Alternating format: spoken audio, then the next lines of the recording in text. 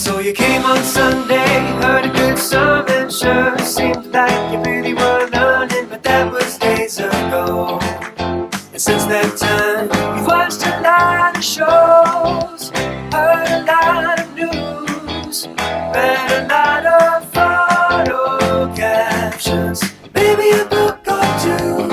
You got the information overload blues, made you forget the good news, need to remember the good news.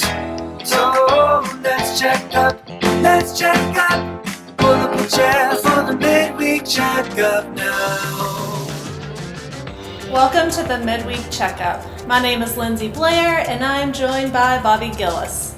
This past Sunday, Pastor Jonah Sage preached from Mark 12 verses 35 through 44.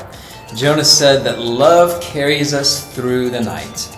If you missed the sermon or you need help remembering, you're in the right place because it's time for the Midweek Checkup. Jonah began by describing a question Jesus asked. Why do the teachers of religious law claim that the Messiah is the son of David?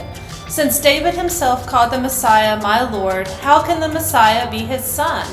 By asking a question rather than making a statement, Jesus is inviting his listeners to consider, to reflect, and ultimately to discover something themselves. Jesus is inviting them to realize that the Messiah, the chosen one, is greater than David. Inconceivable! The passage says the crowd was delighted by this. Why? Well, how has Jesus revealed himself to us in Mark's Gospel? How does the all-powerful one exercise his might to a needy people?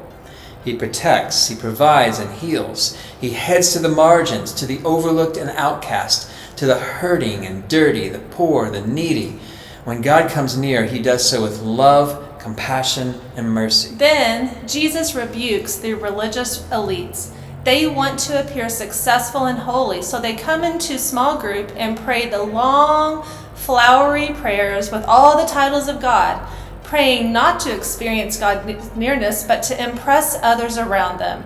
This will not carry us through the night. A performative spirituality will never find Jesus because performative spirituality takes us to places that Jesus never went. And then Jesus exclaimed the small offering of a poor widow. She didn't give out of abundance, but out of scarcity. Loving God with everything she had, she loved your neighbor as yourself. This kind of love carries us through the night.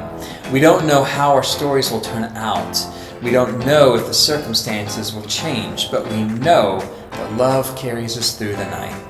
This Sunday, we will finish our series, Journey into the Night from the Gospel of Mark. And in Bible Fellowship, we'll begin a discussion of one of the most famous chapters in the Bible, Romans 8. So join us and bring a friend.